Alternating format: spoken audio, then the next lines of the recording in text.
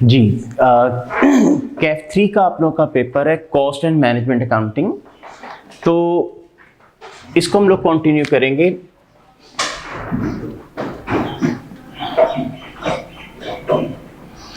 जी, जहाँ तक इसकी बुक्स का मसला है,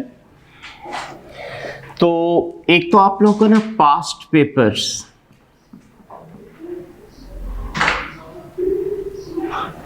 लेने पड़ेंगे। वो बेशक आप सीए नोट्स वालों के ले लीजिएगा।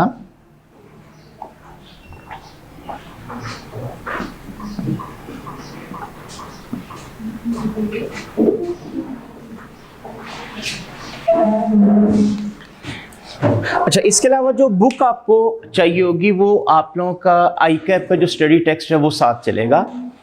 अच्छा, कुछ स्टूडेंट्स की हैबिट होती है कि पहले थ्योरेटिकली चैप्टर पढ़ते हैं, उसके बाद उनको न्यूमेरिकल समझ आना शुरू होती है। तो थ्योरी के हिसाब से आईकैप की बुक बेस्ट लिखी हुई है। अदरवाइज अगर डायरेक्ट न्यूमेरिकल कर सकते हैं तो फिर इतनी बुक की ज़रूरत नहीं है। इसलिए आप लोग देखेंगे मैं फ्रीक्वेंटली इस बुक को फॉलो नहीं करूँगा, यानी आप लोगों को ऐसे कोई हार्ड फॉर्म में इसको अरेंज करने की ज़रूरत नहीं है। इवन आपका शॉर्ट फॉर्म में जो अवेलेबल होती है उससे भी काम चल जाएगा। उसकी रीज़न ये है कि एक दो चैप्टर्स हैं जिसके अंदर मुझे इस बुक की ज़रूरत पड़ेगी। अदरवाइज आप लोग देखेंगे कि हम लोग ये पास्ट पेपर से और जो नोट्स वगैरह उनकी मदद से हम लोग इसको इजीली मैनेज करते जाएंगे। तो ये दो इसके लिए मेन बुक्स हमें चाहिए होती हैं।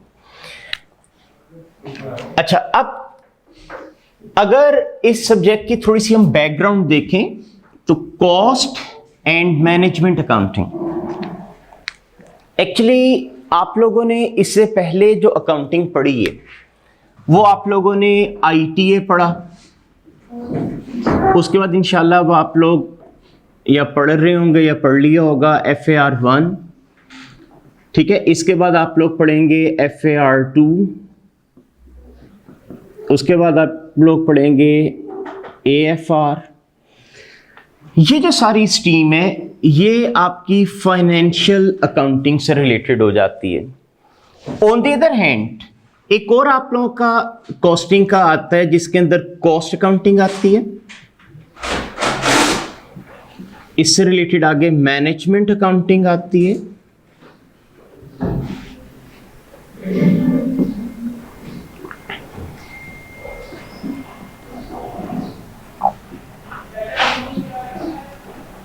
और उसके बाद इसमें आ जाती है फाइनेंशियल मैनेजमेंट।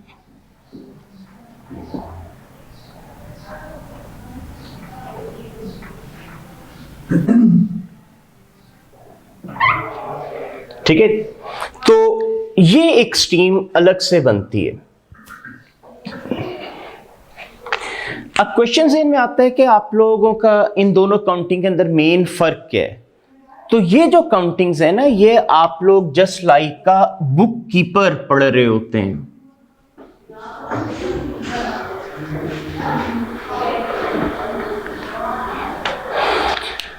बुक कीपर का मतलब जस्ट आप रिकॉर्ड मेंटेन कर रहे होते हैं। मसलन आप लोगों को मैं कहता हूं मैंने बैंक से लोन लिया, आप लोग उसकी एंट्री पास कर देते हैं।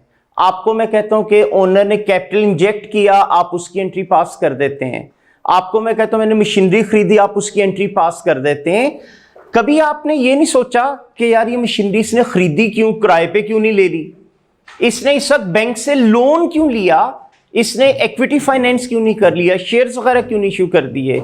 ठीक है, तो यहां पे आप लोग एज अ बुक कीपर काम कर रहे होते हैं, मतलब डिसीजन पास कर रहा होता है कोई और आप लोग यहां पे जस्ट रिकॉर्ड मेंटेन कर रहे होते हैं। तो ये जितनी भी अकाउंटिंग है ये आप लोग जस्ट लाइक का बुक कीपर पढ़ रहे होते हैं। और ये जो आपकी अकाउंटिंग है, फाइनेंशियल अकाउंटिंग, ये आप लोगों की इंटरनल और एक्सटर्नल दोनों रिपोर्टिंग के लिए यूज होती है। ऑन दी अदर हैंड अगर हम लोग इसकी बात करें तो कॉस्ट अकाउंटिंग में आप कॉस्ट की बुक कीपिंग करेंगे, ठीक है। उसके बाद मैनेजमेंट अकाउंटिंग में आप मैनेजेरियल डिसीजंस पास करेंगे। फाइनेंशियल मैनेजमेंट में फाइनेंस की मैनेजमेंट के बारे में सारी बात की जाएगी। तो ये सब चीजें इसके अंदर आ जाती हैं। तो अगर आप थोड़ा सा गौर करें तो यहां पे आपको थोड़ा सा मैनेजेरियल एस्पेक्ट नजर आ रहा है, मतलब डिसीजन मेकिंग, प्लानिंग, फोरकास्टिंग, वो सारा इधर काम चल रहा होता है। तो उस वजह से नहीं, दो बिल्कुल अलग सेट ऑफ अकाउंट्स बन जाते हैं। ये आप लोगों की बुक कीपिंग के लिए यूज हो रहा होता है, इंटरनल एक्सटर्नल रिपोर्टिंग के लिए। ये आपके इंटरनल रिकॉर्ड होते हैं, ये हमारे सीक्रेट होते हैं, ये हम लीक आउट नहीं करते, ये जनरल पब्लिक के लिए अवेलेबल नहीं होते।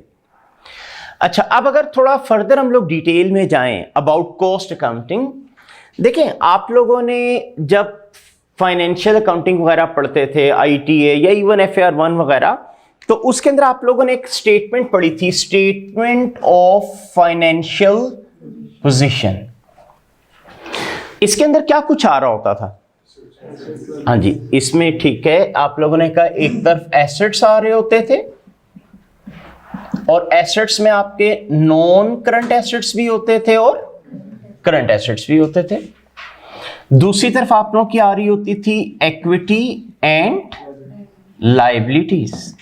इसमें आप लोगों की इक्विटी आती थी, नॉन करंट लायबिलिटीज आती थी, करंट लायबिलिटीज आती थी, और उसका आप टोटल कर दिया करते थे।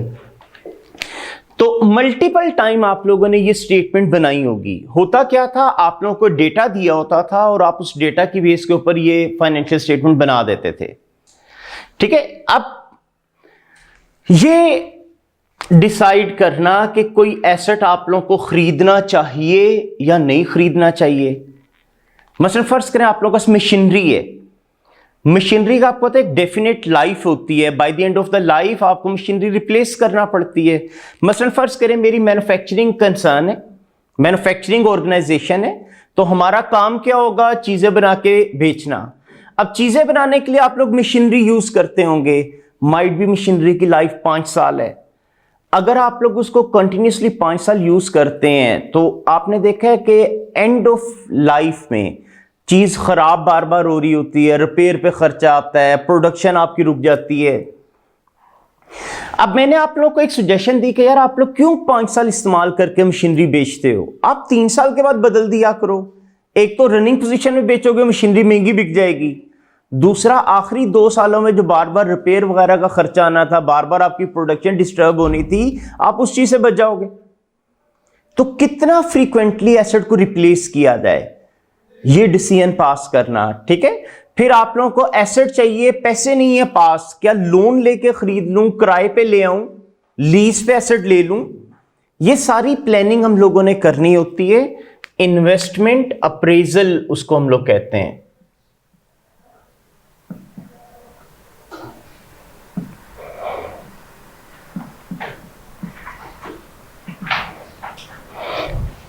इन्वेस्टमेंट अप्रेजल पहले कभी आप लोगों की कॉस्ट के सिलेबस का पार्ट था, लेकिन आप लोगों को अब आइडिया है कि जब न्यू स्कीम आई थी तो आईकैप ने कुछ सब्जेक्ट मर्ज किए थे, कोई सब्जेक्ट नए इंट्रोड्यूस कराए थे।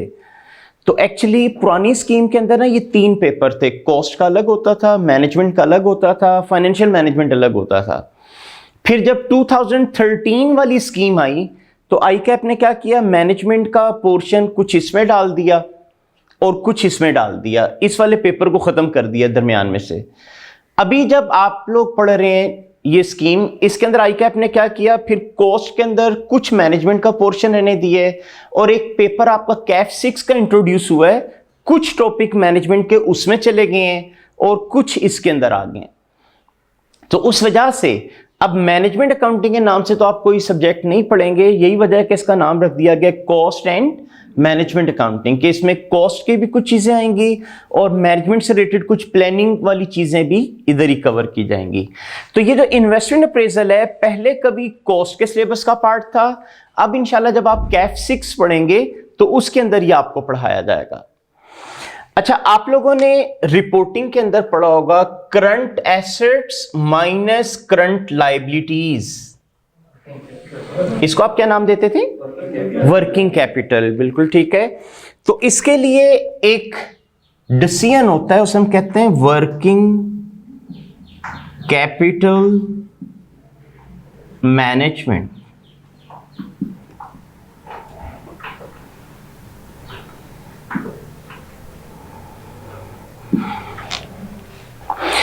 Working capital management. अच्छा, अगर आप लोग करंट एसेट देखें, करंट एसेट में मेनली आपका क्या आ रहा होता है? Inventories, debtors, cash. ठीक है, आप लोग मुझे ये बताएं, इन्वेंट्रीज, स्टॉक अपने पास आप लोग क्यों रखते हो? मतलब अगर फर्ज करें आप लोगों ने से डिपार्टमेंटल स्टोर है, वहां पे आपने स्टॉक रखा हुआ है, तो वजह क्या थी, क्यों रखा होगा? सेल करने के लिए, ताकि कस्टमर आए और आप उसको चीज बेचें और प्रॉफिट अर्न कर सकें। ठीक है, तो प्रॉफिट अर्न करना इसलिए आप लोगों ने रखा है। ऐसी सिचुएशन जहां पे कस्टमर आप लोगों के पास आए बट आप लोगों को बेचने के लिए चीज अवेलेबल ना हो, तो हम कहते हैं स्टॉक आउट हो गया। ठीक है, इसे हम कहते हैं स्टॉक आउट। इसकी वजह से आपको सफर करना पड़ती है स्टॉक आउट कॉस्ट।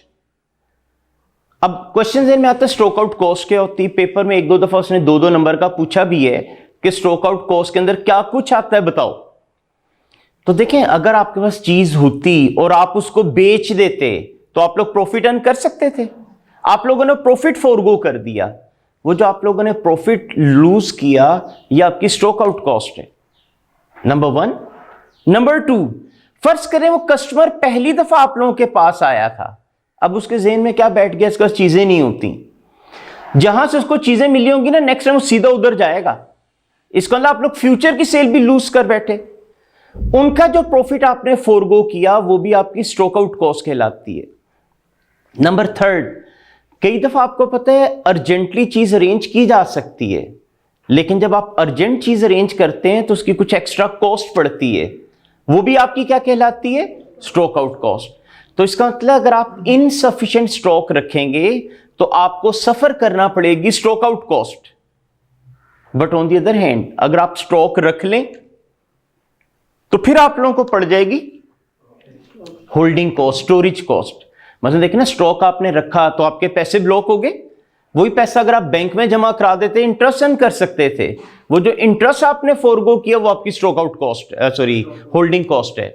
उसके बाद आपने स्टोर किया तो स्टोरेज का जो खर्चा आया, वेयर हाउस का सारा खर्चा, ये भी आपकी स्टॉक आउट कॉस्ट है। ठीक है, तो सॉरी स्टोरेज कॉस्ट है। तो इसका मतलब स्टॉक रखते हैं तो स्टोरेज कॉस्ट पड़ जाती है, और अगर स्टॉक नहीं रखते या इनसफिशिएंट रखते हैं तो स्टॉक आउट कॉस्ट पड़ जाती है। तो दोनों सूरतों में आपको कॉस्ट पड़ रही है। तो बीइंग अ बिजनेसमैन, काम आप लोगों को वो करना चाहिए जिस पे आपकी कॉस्ट कम आए। तो उसके लिए ना फिर हमें सारी प्लानिंग करना पड़ती है। यानी ऐसे ही नहीं होता कि आपके पास 50,000 का स्टॉक पड़ा है या लाख का पड़ा है। हम लोग ना वर्किंग कैपिटल मैनेजमेंट में डिसाइड करते हैं कि जी कितना स्टॉक अपने पास रखना चाहिए, ज्यादा से ज्यादा कितना होना चाहिए, कितना स्टॉक बच जाए तो ऑर्डर देना चाहिए, जब ऑर्डर दिया जाए तो कितनी क्वांटिटी का देना चाहिए। वो सारी चीजें हम लोग ना इधर पढ़ते हैं वर्किंग कैपिटल मैनेजमेंट में, और आईकैप ने ये सारी चीजें आपके सिलेबस का पार्ट बनाई हैं। अच्छा, इसके अलावा ना इधर आपका ने कहा था डेटर भी आते हैं, कैश भी आ जाता है, आप लोगों के क्रेडिटर भी आ जाते हैं। डेटर की भी मैनेजमेंट होती है। मसलन देखिए, बिजनेस के अंदर हमारा रूल होता है कि अगर किसी से पैसे लेने हैं तो एज सून एज पॉसिबल निकलवा लो, और अगर किसी के देने तो पॉसिबल डिले करके दो। पॉसिबल डिले का मतलब होता है एक बंदे ने आपको कहा महीने तक पैसे दे जाना, क्या जरूरत है आपको दूसरे दिन जाके देने की? आप भी 29वें 30वें दिन जाके दें, वो बंदा भी सेटिस्फाई रहेगा, यार टाइमली पैसे दे देता है, और आप वो पैसा कहीं इन्वेस्ट करके अर्निंग करें उसके ऊपर। तो अगर पैसा as soon as possible collect करना चाहिए तो फिर तो आपको क्रेडिट पे चीज बेचनी नहीं चाहिए। बट प्रॉब्लम ये आती है अगर आपका कॉम्पेटिटर क्रेडिट कर रहा है और आप लोग ना करो तो उसका रिजल्ट क्या निकलेगा? सेल कम हो जाएंगी, कस्टमर उधर जाना शुरू हो जाएंगे, यार वो उधार भी करता है, चीजें भी देता है, आप लोग उधार नहीं करते, तो मजबूरन आपको भी क्रेडिट ऑफर करना पड़ता है। बट मीनवाइल क्योंकि आप लोग बिजनेसमैन हैं तो आपके ज़हन में यह भी चल रहा होता है कि यार पैसे मैं से जल्दी निकलवा लूं, तो हम लोग कई दफा क्या करते हैं, डिस्काउंट ऑफर कर देते हैं, जिसे सेटलमेंट डिस्काउंट कहते हैं।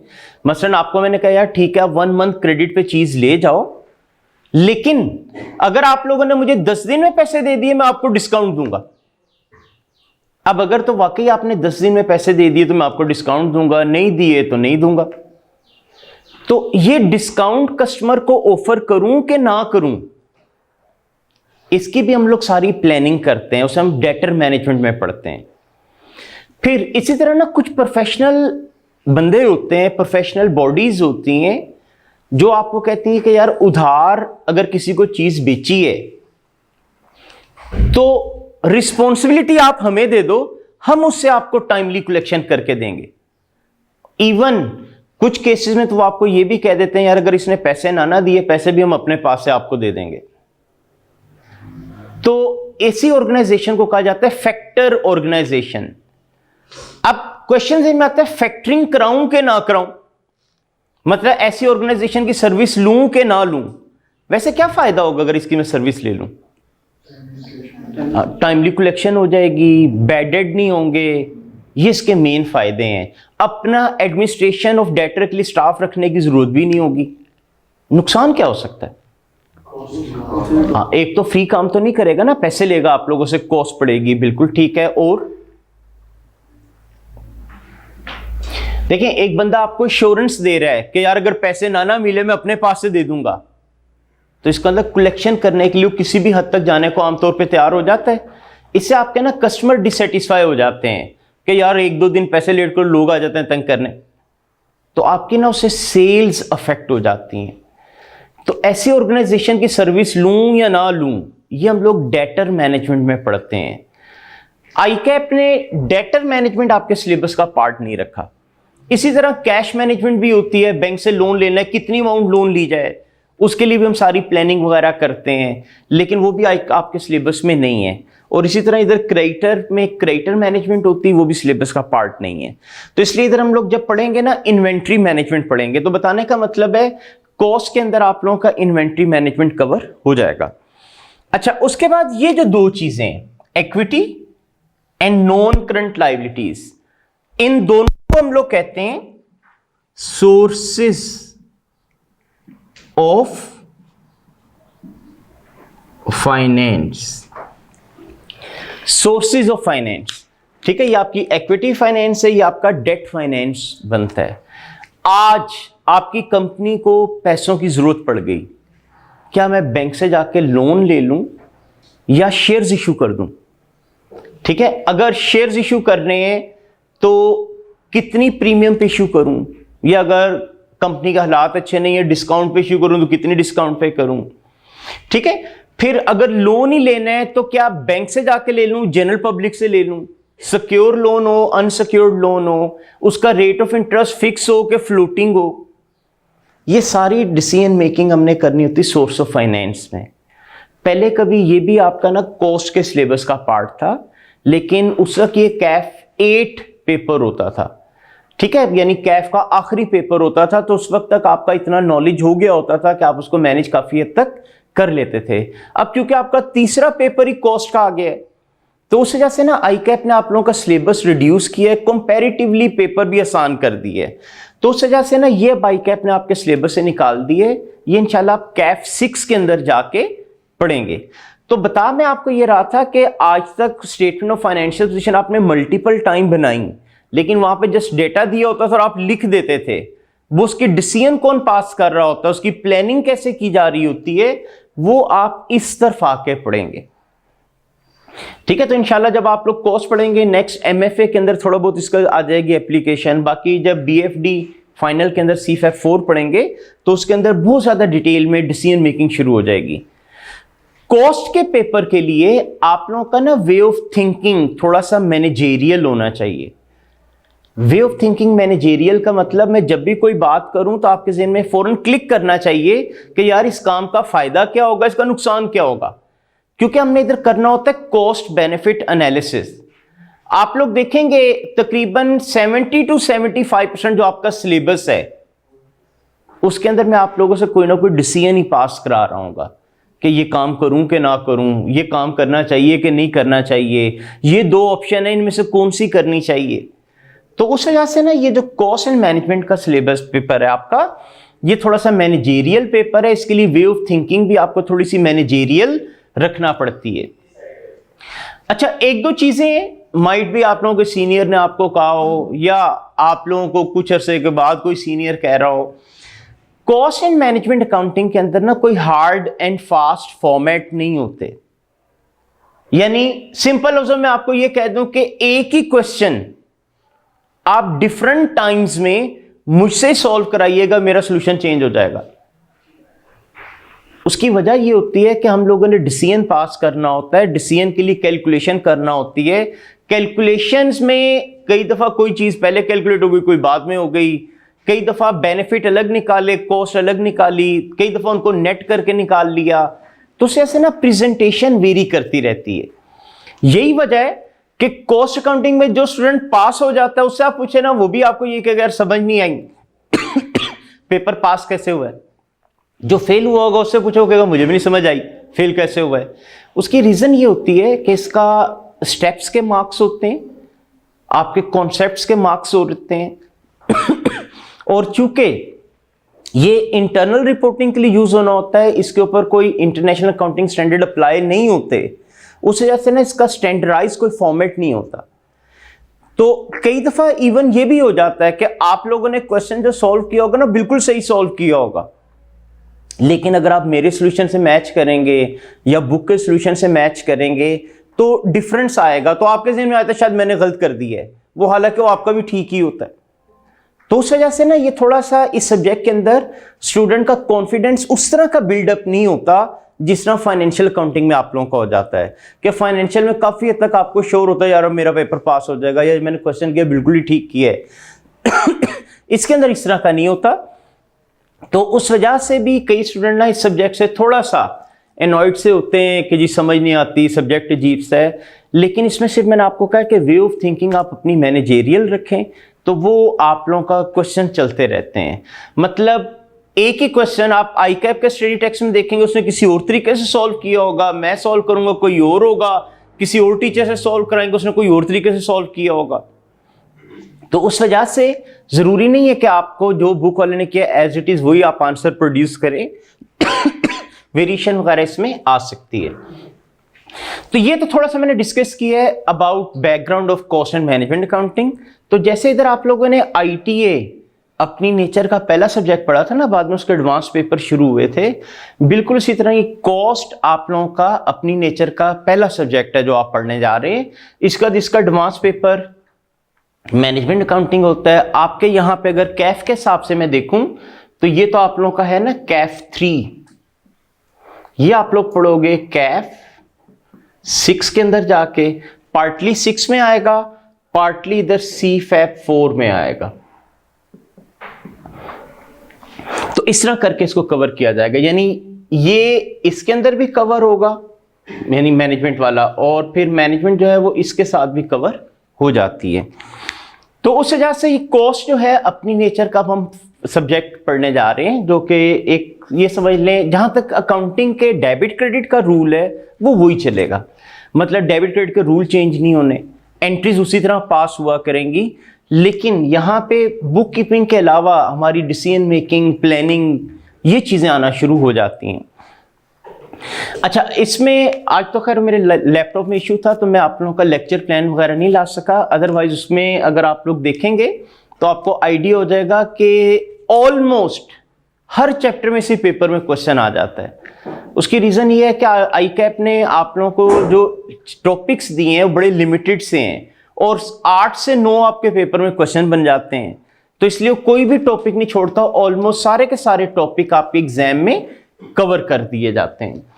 तो बहरहाल अब हम लोग इस सब्जेक्ट की थोड़ी बेसिक स्टार्ट करते हैं। हर सब्जेक्ट की अपनी बेसिक्स होती हैं, सो अकॉर्डिंगली इसकी भी कुछ बेसिक्स हैं जो हमें पढ़ना पड़ेंगी। तो अभी हमारा तकरीबन 3-4 दिन इसकी बेसिक्स चलेंगी। जब वो बेसिक्स वगैरह आपकी प्रॉपर कवर हो जाएंगी फिर हम लोग अपने मेन टॉपिक की तरफ आ जाएंगे। ठीक है, तो इंशाल्लाह कल आप लोगों को मैं इसके लेक्चर प्लान वगैरह भी शेयर कर दूंगा ताकि आप लोगों को आइडिया हो जाए कि टोटल कितने टॉपिक हैं और फिर किस तरतीब से हम लोग उसको कवर करेंगे, और ये भी कि कौन सा टॉपिक आई कैप ने कितनी वेटेज रखी है, कितना फ्रीक्वेंट पेपर में उसके आने के चांसेस होते हैं। तो आज हम इसको स्टार्ट कर देते हैं इसकी बेसिक से।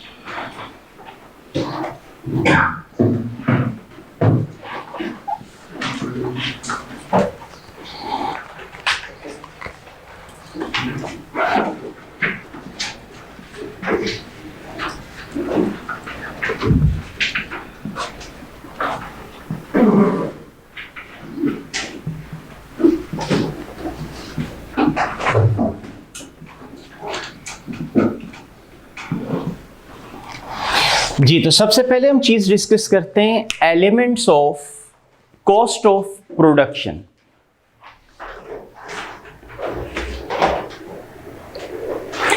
Elements of cost of production का मतलब कि जब भी कोई चीज प्रोड्यूस की जाती है तो उस पर जो कॉस्ट लगती है उसमें क्या कुछ होता है। किसी भी चीज को बनाने पे आप लोगों की 3 तरह की कॉस्ट आती है। डायरेक्ट मटीरियल कॉस्ट,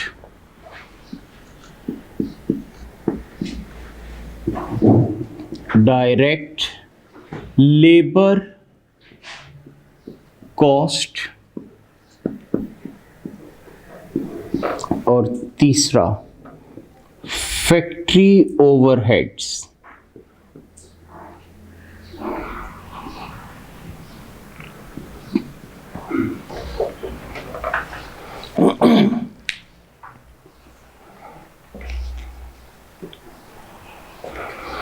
सो जब भी कोई चीज आप लोग प्रोड्यूस करते हैं, ठीक है,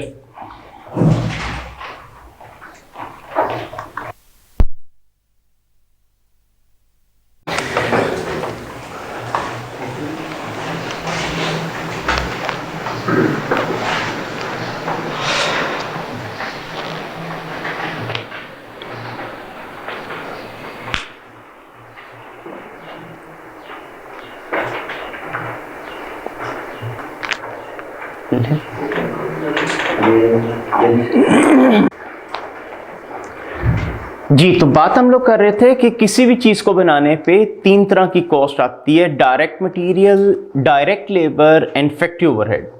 फैक्ट्री ओवरहेड को प्रोडक्शन ओवरहेड्स या मैन्युफैक्चरिंग ओवरहेड्स भी कहते हैं। देखिए, मटेरियल तो बज़ाहिर आपको आइडिया हो जाता है कि वो चीज जिसको इस्तेमाल करके चीज आपने प्रोड्यूस की, लेकिन मसला डायरेक्ट मटेरियल से क्या मतलब। डायरेक्ट मटेरियल का मतलब होता है ऐसा मटेरियल जो बज़ाहिर प्रोडक्ट देखते साथ नजर आए और नेग्लिजिबल अमाउंट या क्वांटिटी में यूज ना हुआ हो। मसलन अगर अभी मैं आप लोगों से क्वेश्चन करूं कि जो रोस्टम है किस चीज का बना हुआ है, तो क्या आंसर होगा आपका? वुड, क्योंकि बज़ाहिर आपको लकड़ी नजर आ रही, हालांकि इसके ऊपर पॉलिश भी हुई है। इसको ज्वाइन करने के लिए नेल या स्क्रू यूज हुए होंगे, ठीक है। तो ये भी मटेरियल ही था, लेकिन ये आपने गिनवाया नहीं, आप लोगों ने स्ट्रेट मुझे वुड का। उसकी रीजन क्या थी? बज़ाहिर आपको लकड़ी नजर आ रही थी। माइट भी आपके जहन में हो कि यार इसमें कील भी लगे हैं, इसमें ग्लू भी यूज हुआ है, लेकिन या उसकी क्वांटिटी बड़ी नेग्लिजिबल थी या अमाउंट बड़ी नेग्लिजिबल थी, जिस वजह से आपने उसको डिस्कस ही नहीं किया, ठीक है। तो डायरेक्ट मटेरियल का मतलब होता है ऐसा मटेरियल जो बज़ाहिर प्रोडक्ट देखते साथ नजर आ जाए, ठीक है। इसका मतलब ये हुआ कि जो आप लोगों के मटेरियल्स हैं ये 2 तरह के होते हैं, एक डायरेक्ट और दूसरा इनडायरेक्ट। ठीक है, तो ये जो वुड आपने कहा ये था आपका डायरेक्ट मटेरियल, बाकी ग्लू, नेल पॉलिश या पेंट जो भी यूज हुआ है वो आपका क्या कहलाएगा, indirect material. Then direct labour. Direct labour का मतलब होता है ऐसी लेबर जो सिर्फ उस चीज की मैन्युफैक्चरिंग की वजह से लगी है, और अगर आप वो चीज ना बनाते तो ना लगती। मतलब अगेन अगर मैं पूछूं रोस्ट्रम किसने बनाया है तो आप लोगों का आंसर क्या होगा, कारपेंटर, क्योंकि लकड़ी का काम वो कर रहा होता है। हालांकि जिस फैक्ट्री में ये बना होगा माइट भी वहां पे कोई प्रोडक्शन मैनेजर हो, वहां पे कोई सुपरवाइजर हो, सैलरीज तो वो भी ले रहे होंगे, लेकिन आपने वो नहीं गिनवाई, आपने मुझे कहा जी कारपेंटर ने बनाया। तो कारपेंटर को जो आप लोग पेमेंट कर रहे हैं वो आपकी क्या कहलाएगी, डायरेक्ट लेबर। लेकिन जो प्रोडक्शन मैनेजर की सैलरी थी, जो सुपरवाइजर की या फोरमैन की सैलरी थी, वो आपकी क्या कहलाएगी, इनडायरेक्ट लेबर। इसका मतलब लेबर भी हमारी दो तरह की होगी, डायरेक्ट एंड इनडायरेक्ट।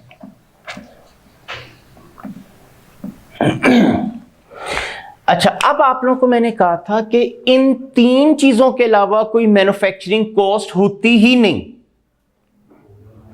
तो इसलिए जब हमने फैक्ट्री ओवरहेड की डेफिनेशन बनाई ना, तो हमने ऐसी डेफिनेशन बनाई कि कोई चीज मिस ना हो जाए। मसलन इसको हम डिफाइन किया करते हैं कि ऑल मैन्युफैक्चरिंग कॉस्ट्स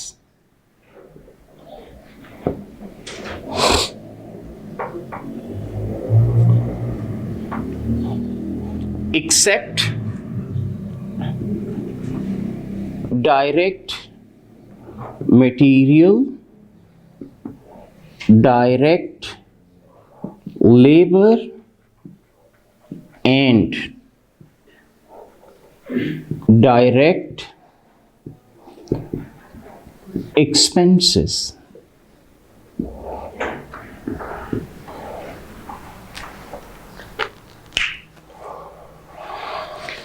ठीक है, all manufacturing costs except direct material, direct labour and direct expenses.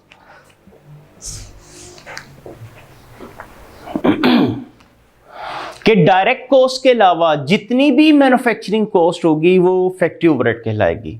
अच्छा, जरा गौर कीजिएगा, हमने वर्ड क्या यूज किया था, ऑल मैन्युफैक्चरिंग कॉस्ट। कई स्टूडेंट ना डेफिनेशन ये लिख देते हैं total cost except these three item. वो डेफिनेशन आपकी गलत हो जाएगी। जब आप टोटल कॉस्ट कहते हैं ना, उसमें आपके सेलिंग और एडमिनिस्ट्रेशन एक्सपेंसेस वगैरह भी आ जाते हैं। तो उस वजह से या तो लिखें total cost incurred in factory except these three item, या लिखें total manufacturing cost except these three item, फिर ये डेफिनेशन आपकी एक्सेप्टेबल होती है।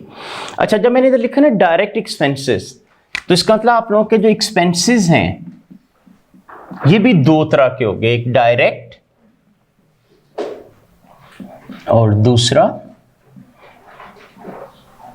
इनडायरेक्ट। अब अगर मैं ना मटेरियल, लेबर, एक्सपेंसेस इन सब का टोटल करूं तो ये कहलाती है टोटल कॉस्ट। अगर इन तमाम डायरेक्ट कॉस्ट्स का सम करूं ये कहलाती है प्राइम कॉस्ट। और अगर इन तीनों इनडायरेक्ट का टोटल कर दिया जाए तो ये कहलाते हैं ओवरहेड्स। ठीक है, अब मैंने इधर फैक्ट्री ओवरहेड नहीं लिखा, ओवरहेड्स का वर्ड यूज किया।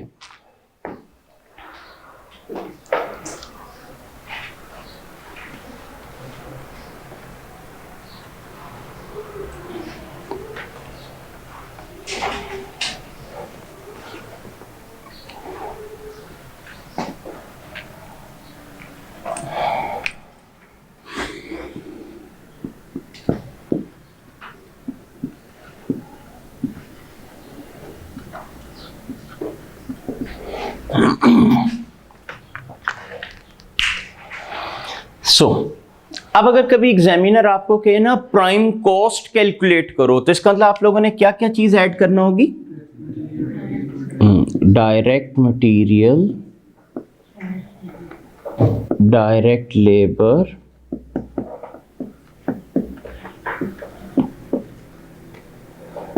And direct expense. ठीक है, direct material, direct labour and direct expenses, इन तीनों का सम अगर आप लोग कर लें तो आपकी प्राइम कॉस्ट कहलाती है।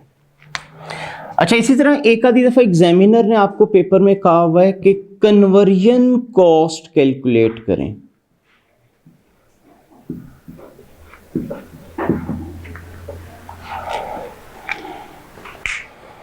कन्वर्जन कॉस्ट,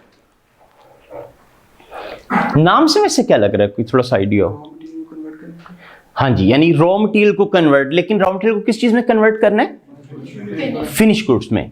तो इसका मतलब रॉ मटेरियल को फिनिश्ड गुड्स बनाने पे जो भी खर्चा आता है उसे कन्वर्जन कॉस्ट कहते हैं।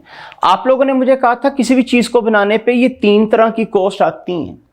तो अगर आपसे मैं पूछूं कि मटेरियल को फिनिश प्रोडक्ट बनाने पे कौन कौन सी कॉस्ट आती है, तो कौन कौन सी होंगी? डायरेक्ट लेबर एंड, तो इसका अगर इन दोनों का हम सम कर दें तो वो आपकी कहलाएगी conversion cost. So direct labour plus factory overheads.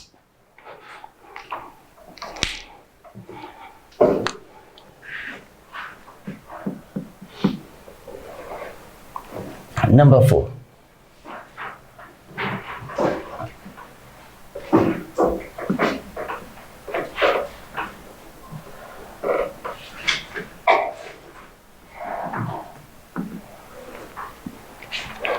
Cost classification.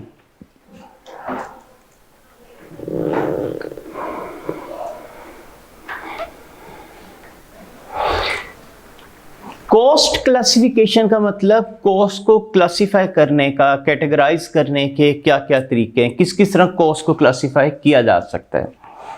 तो डिफरेंट तरीके आ जाते हैं। एक होता है by nature of expense,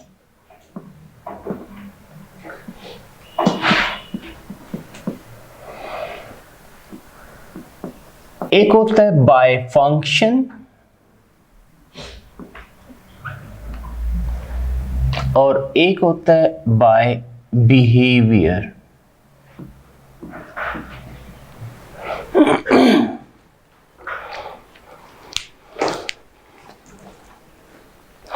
ITA में जब आप लोगों ने फाइनेंशियल अकाउंटिंग पढ़ी थी, उसमें आपने एक स्टेटमेंट ऑफ कॉम्प्रिहेंसिव इनकम या statement of profit and loss पढ़ा था। ठीक है, उधर आप लोगों ने पढ़ा होगा IAS 1 में प्रॉफिट एंड लॉस बनाने के कितने तरीके होते थे, यानी जो प्रॉफिट एंड लॉस आप लोग बनाते थे, एक बाय नेचर ऑफ एक्सपेंस और एक बाय फंक्शन। ठीक है, क्या फर्क होता था दोनों में, अगर कोई याद हो? यानी जब प्रॉफिट एंड लॉस आप बनाते थे बाय नेचर ऑफ एक्सपेंस या बाय फंक्शन, तो इनमें क्या फर्क आता था?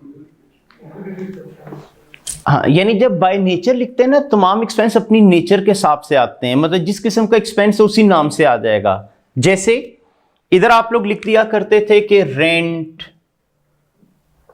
Salaries, repairs, depreciation etcetera. तो इसे हम लोग कहते थे ये आप लोगों ने बाय नेचर ऑफ एक्सपेंस लिख दिया कि जिस किस्म का खर्चा उस हिसाब से आपने उसको रिकॉर्ड किया। Then next one is by function.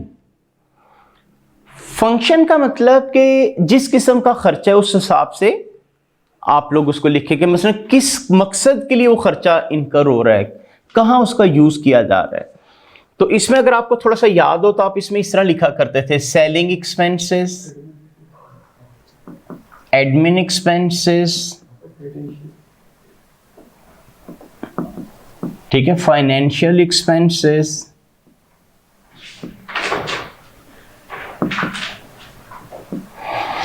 तो इस टाइप की आपकी चीजें इसमें आ जाया करती थी।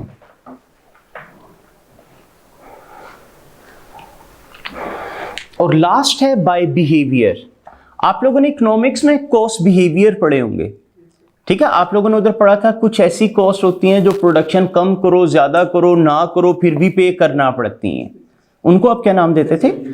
Fix cost. कुछ आपने पढ़ी थी ऐसी कॉस्ट है जिनका प्रोडक्शन से डायरेक्ट रिलेशन होता है, प्रोडक्शन ज्यादा करो ज्यादा हो जाएंगी, कम करो कम हो जाएंगी, बंद कर दें जीरो हो जाएगी, वो कौन सी होती थी? वो वेरिएबल। ठीक है, तो इसलिए यहां पे जब हम लिखते हैं ना तो ये चीजें आ जाती हैं कि फिक्स कॉस्ट, वेरिएबल कॉस्ट। अच्छा, एक इन दोनों का ब्लेंड होता था, उसको क्या कहते थे?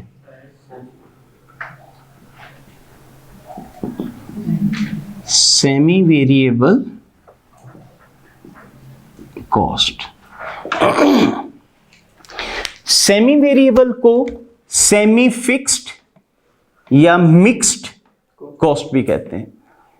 पेपर में एक आधी दफा डेफिनेशन आई थी, उसने कहा था मिक्स्ड कॉस्ट को डिफाइन करो, तो मिक्स्ड कॉस्ट सेमी वेरिएबल का दूसरा नाम होता है। तो इस तरह हम कॉस्ट को क्लासिफाई कर सकते हैं।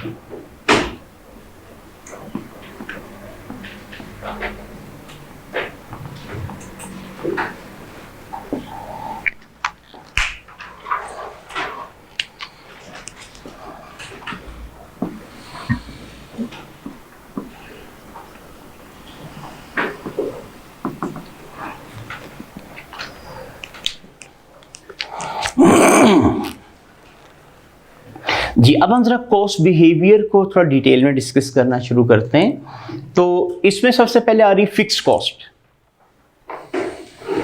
फिक्स कॉस्ट के बारे में आपको पता है, ये एक ऐसी कॉस्ट होती है जो इरिस्पेक्टिव ऑफ एक्टिविटी लेवल आपको पे करना पड़ती है। मतलब आप प्रोडक्शन कम करें, ज्यादा करें, ना करें, आपको देना पड़ेगी। जैसे आपकी फैक्ट्री का रेंट, ठीक है, आप लोगों ने फैक्ट्री ले ली 1 लाख रुपए पर मंथ रेंट के ऊपर, आप पूरा महीना ताला लगा के रखें तब भी लाख रुपया किराया देना है, आप सिंगल शिफ्ट यूज करें तब भी लाख रुपया किराया देना है, आप ट्रिपल शिफ्ट वहां पे प्रोडक्शन करें तब भी आपने लाख रुपए किराया देना है। ठीक है, तो इसकी कैरेक्टरिस्टिक्स क्या हो जाती हैं कि इन टोटल ये होती है constant up to a certain range।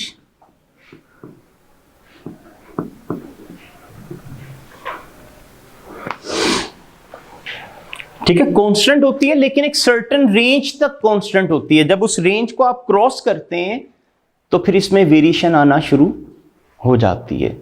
ठीक है, वेरिएशन का मतलब आएगी स्टेप चेंज। मसलन फर्ज करें आपको मैं कहता हूं कि मैंने लैंडलॉर्ड से जो कॉन्ट्रैक्ट किया हुआ है वो ये है, उसने मुझे कहा जितने तुम रूम ऑक्यूपाई करोगे तो पर रूम 10,000 रुपया रेंट होगा। अब फर्ज करें एक रूम में 10 यूनिट स्टोर करने की कैपेसिटी है, मैंने अगर 1 यूनिट स्टोर करना हो कितने रूम ऑक्यूपाई करूंगा? एक, किराया कितना पड़ेगा? 10,000। मैंने 5 यूनिट स्टोर करने हो तो भी रूम कितने ऑक्यूपाई होंगे? एक, किराया रहेगा 10,000। मैंने 10 यूनिट स्टोर करने हो तो भी कितने रूम ऑक्यूपाई करूंगा? एक, किराया रहेगा 10,000। लेकिन जैसे मैंने 11 यूनिट स्टोर करने हो तो अब 2 रूम लेना पड़ जाएंगे। अब मेरा रेंट कितना हो जाएगा? अब 20,000 हो जाएगा। 20 यूनिट तक 20,000 ही रहेगा।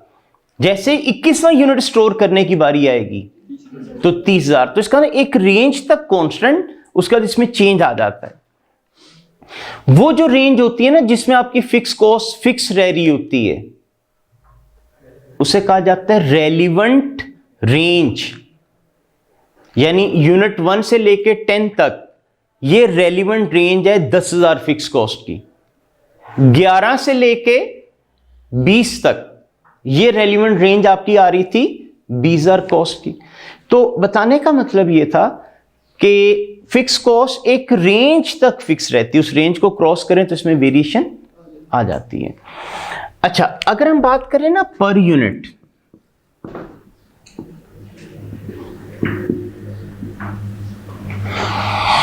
फर्स्ट करें आपकी फैक्ट्री का रेंट है ₹1,00,000, पूरे महीने में एक ही यूनिट बनाया, कितनी फिक्स कॉस्ट आ गई? ₹1,00,000 पर यूनिट आ गई। अगर पूरे महीने में मैं 2 यूनिट बनाया था तो 50,000 हो जाती पर यूनिट। अगर मैं 10 यूनिट बना दूं 10,000। इसका जैसे जैसे मैं यूनिट बढ़ाता जा रहा हूं ये पर यूनिट क्या होती जा रही है? कम होती जा रही है।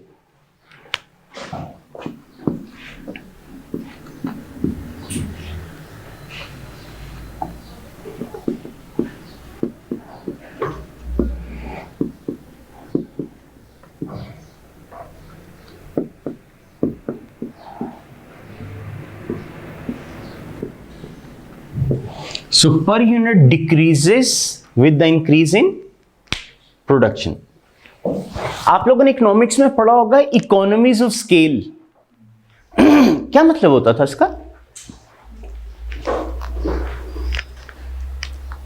इकोनॉमीज ऑफ स्केल का मतलब होता है जब आप मैस प्रोडक्शन करते हैं, बल्क में प्रोडक्शन करते हैं, उसकी वजह से जो आपकी कॉस्ट में कमी आ जाती है, तो वो मेन किस वजह से आ रही होती है? फिक्स कॉस्ट की वजह से। जितने यूनिट ज्यादा बनाते जाएंगे उतनी फिक्स कॉस्ट क्या होती जाती है? पर यूनिट कम होती जाती है। तो उसमें एक मेजर कंट्रीब्यूशन इस चीज की फिक्स कॉस्ट की होती है। ठीक है, चलें इसको फिलहाल अब यहीं तक हम रहने देते हैं, कल यहीं से आगे कंटिन्यू हम लोग करेंगे। यानी पहले थोड़ा सा मैं रिकॉल कराऊंगा जो हमने डिस्कस किया, फिर इसी को आगे कंटिन्यू किया जाएगा। तो अभी आपको मैंने कहा था 3-4 दिन हमारी इसकी बेसिक्स चलेंगी, उसके बाद फिर हम अपने मेन जो टॉपिक्स हैं उनकी तरफ स्विच कर जाएंगे। Thank you ji.